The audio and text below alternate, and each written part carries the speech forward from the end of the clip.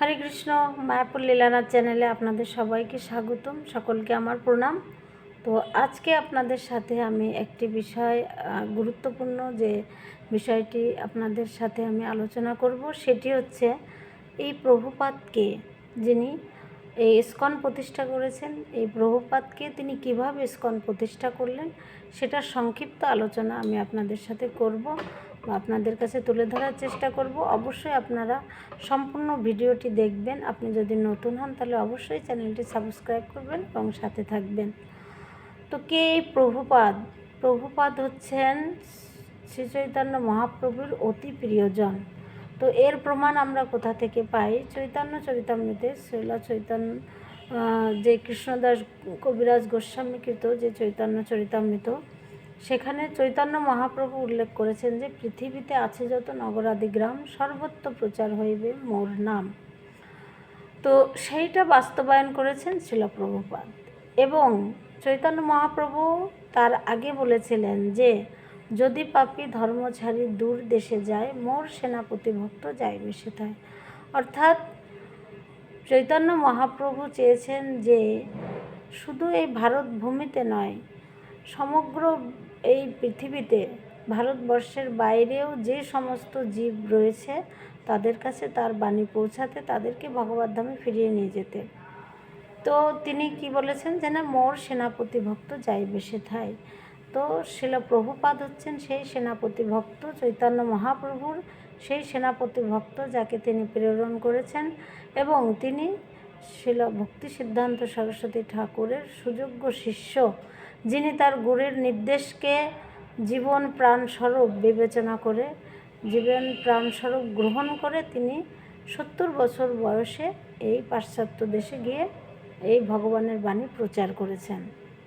তো শিল প্রভুপাদের যে আবির্ভাব তিথি, এটা অতি সন্নিকটে।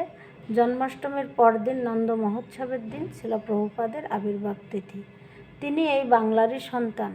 তিনি কলকাতার টালিগঞ্জে আবির্ভূত হয়েছিলেন। সেখানে এখন ইস্কন সেই জায়গাটিকে সংরক্ষণ করছে, ইস্কনের দায়িত্বে আছে।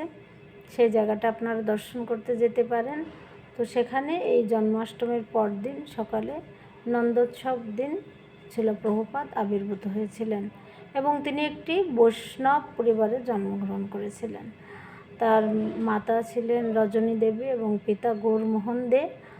তো শিল প্রভুপাদ ছোটোবেলা থেকেই ভগবান শ্রীকৃষ্ণের প্রতি তার সেই যে প্রেম ভক্তি, এগুলো তিনি লাভ করেছিলেন। এবং তার যেহেতু পিতামাতা পরিবার সকলেই বৈষ্ণব ভক্ত ছিলেন, তো ছোট থেকেই তিনি কিন্তু এই ভগবানের আরাধনাটা এটা তিনি শিখেছিলেন। শিল প্রভুপাদকে তার পিতা গৌরমোহন দে তিনি এই সমস্ত কিছু শেখাতেন। গৌরমোহন দে ছিলেন একজন সম্ভ্রান্ত কাপড়ের ব্যবসায়ী এবং তিনি ছিলেন অত্যন্ত বিনয়ী ভক্ত বৈষ্ণব। তো শিল প্রভুপাদ কিন্তু ছোটোবেলাতেই যখন এই আপনারা অনেকেই হয়তো জানেন, কলকাতাতে উনি সুন্দর 5 বছর বয়স থেকে জগন্নাথ বলদেব সুভদ্রার রথযাত্রা প্রোগ্রাম করেছেন এবং সেটা এখন অবধি চলছে, যেটা কলকাতার রথযাত্রা সবথেকে বড় ইস্কনের রথযাত্রা অনুষ্ঠিত হয়। তো তারপরে কি করেছেন না, ছোটোবেলা থেকেই গৌরমোহন দে শিল প্রভুপাদকে তিনি রাধাকৃষ্ণ বিগ্রহ কিনে দিয়েছেন, তিনি সেবা করেছেন। তো মোটামুটি পরিবার থেকেই শিল প্রভুপাদ কিন্তু এই যে কৃষ্ণ ভক্তি এটা তিনি পেয়েছেন। এবং গৌরমোহন দে প্রায় সময় বৈষ্ণব সেবা দিতেন এবং সকলের কাছে বলতেন যেন আমার এই সন্তানটি কৃষ্ণ ভক্তি হয়, সেই আশীর্বাদ করুন।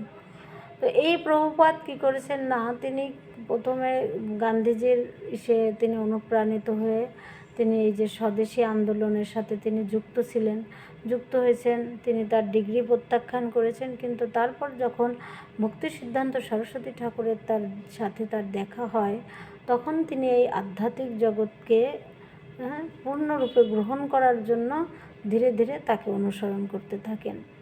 এরপর যখন প্রথম দেখাতেই ভক্তি সিদ্ধান্ত সরস্বতী ঠাকুর তাকে বলেছিলেন যে তোমরা শিক্ষিত যুবক, তোমরা পাশ্চাত্যেই মহাপ্রভুর বাণী প্রচার করো। তো মহাপ্রভুর বাণী প্রচারের জন্য কিন্তু ভক্তি সিদ্ধান্ত সরস্বতী ঠাকুর তার আরও কিছু শিষ্যকে শিল প্রভুপাদের আগে যারা সন্ন্যাসী শিষ্য তাদেরকে প্রেরণ করেছিলেন। কিন্তু তারা সফল হননি। কেন হননি? তার কয়েকটি কারণ রয়েছে। তার মধ্যে প্রধান কারণ হচ্ছে যে তারা মনে প্রাণে এটাকে বিশ্বাস হয়তো করতে পারেননি যে এই উগ্র স্থানে, যেখানে কোনো ধর্ম নেই, ভগবান নেই, কোনো আইন কানুনের কোনো সব কিছু স্বেচ্ছাচারিতা, সেই রকম একটা স্থানে মহাপ্রভুর বাণী কে করবে? এই ভক্তি বৈষ্ণব ধর্ম কে পালন করবে? আর সেখানে তাদের নিজেদের যে ইন্দ্রিয় সুখভোগ বা তাদের যে ভজন সাধন, সেগুলিতে কিন্তু তাদের অনেক বাধাপ্রাপ্তি ছিল, যার কারণে তারা কিন্তু সেখান থেকে বিমুখ হয়ে ফিরে এসেছেন এবং বলেছেন এইসব জায়গাতে ভগবানের বাণী গ্রহণ করার মতন কোনো পরিস্থিতি কারো নেই। কিন্তু সেই স্থানেই পরবর্তীতে ছিল প্রভুপাদ, যাকে তার গুরুদেব নির্দেশ করেছিলেন, সেই কথাটিকেই কিন্তু তিনি তার জীবনের সবথেকে কঠিন প্রতিজ্ঞা হিসাবে তিনি গ্রহণ করেছিলেন এবং ভেবেছিলেন যে গুরুদেব যেহেতু এটা বলেছেন, গুরু প্রদত্ত দেশ, তিনি চেয়েছিলেন যে যেহেতু আমার গুরুদেব বলেছেন এটা সত্যি হবেই।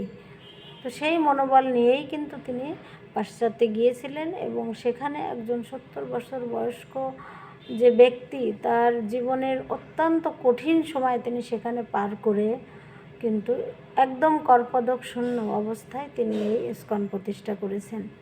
এবং যখন তিনি এই সোসাইটি তৈরি করেন তখন সকলেই বলেছিলেন যে Prabhupada international society of god consciousness, বা ঈশ্বরের যে ভাবনা। কিন্তু প্রভুপাদ বলেছেন নো, গড মানে অনেক গড হতে পারে, অনেক ঈশ্বর হতে পারে, ভারতবর্ষে অনেক ঈশ্বর আছে, অনেককেই ভগবান বলা হয়, কিন্তু তিনি বলেছেন যে না, কৃষ্ণস্তু ভগবান স্বয়ং, যেহেতু ভগবান হচ্ছেন কৃষ্ণ, তাই এটা হবে international society for Krishna consciousness.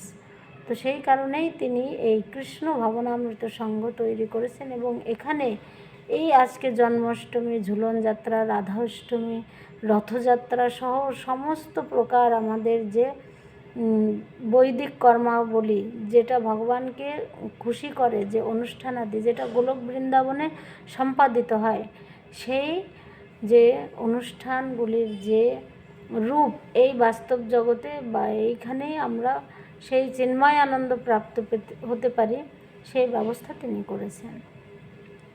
শিল প্রভুপাদ তার সমস্ত শিষ্যদেরকে শিখিয়েছেন কিভাবে ভগবানের ভক্তি করতে হয়, কিভাবে ভগবানের সেবা করতে হয়। কারণ আমরা স্বরূপ হচ্ছে, জীবের স্বরূপ হয় কৃষ্ণের নিত্যদাস, দাসের কর্তব্য প্রভুর সেবা করা। সেটা প্রভুপাদ তার নিজ জীবনে আচরণ করে আমাদেরকে শিক্ষা দিয়েছেন। পাশ্চাত্যে যখন তিনি এই কৃষ্ণ ভাবনামৃত শুরু করেন তখন তার কাছে কিছুই ছিল না। তিনি কি করতেন, সেই হরিনাম করতেন পার্কে, তারপর একটা রুমে কোনো রকমে থাকতেন, সেখানে তিনি নিজে রান্না করতেন, নিজে ভোগ লাগাতেন, ভক্তদের পরিবেশন করতেন এবং সবাই যখন প্রোগ্রাম শেষে, সানডে প্রোগ্রাম শেষে চলে যেতেন, প্রভুপাদ নিজেই সব কিছু ধোয়াপালা করতেন, সব পরিষ্কার করতেন, আবার পরের দিন সব কিছু প্রোগ্রামের আয়োজন করতেন। তো প্রভুপাদ আমাদেরকে নিজে শিক্ষা আচরণ করে শিক্ষা দিয়েছেন এবং প্রভুপাদ অনেক রাত জেগে তিনি গ্রন্থ লিখতেন, গ্রন্থ অনুবাদ করতেন। তো তারপর যখন পরে পরে প্রভুপাদের গ্রন্থ ছাপা হতো, তিনি নিজে আবার সেই গ্রন্থগুলো পড়তেন, বলতেন যে আমি লিখিনি, এগুলো ভগবান আমাকে দিয়ে লিখিয়েছেন। তো প্রভুপাদ আমাদেরকে সব কিছু দিয়েছেন। এই জগতে থেকেই আমরা ভগবানের সেবা করার মাধ্যমে যে চিন্ময় আনন্দ লাভ করতে পারি এবং সেই সেবার দ্বারাই আমরা এই জগতের দুঃখ কষ্ট থেকে দূর করে যাতে আমরা ভগবানের কাছে ফিরে যেতে পারি, সেই পথনির্দেশ প্রভুপাদ আমাদেরকে দিয়ে গেছেন। প্রভুপাদ গ্রন্থ দিয়েছেন, প্রভুপাদ আমাদেরকে মন্দির দিয়েছেন, ভক্ত সঙ্গ দিয়েছেন, সব কিছু আমাদেরকে প্রভুপাদ দিয়েছেন। তো এজন্য তিনি হচ্ছেন জগতের গুরু।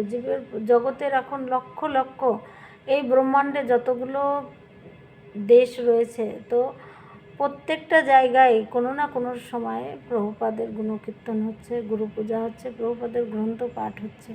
কারণ একটা দেশ থেকে আর একটা দেশের কিছু না কিছু টাইম ডিস্টেন্স থাকে।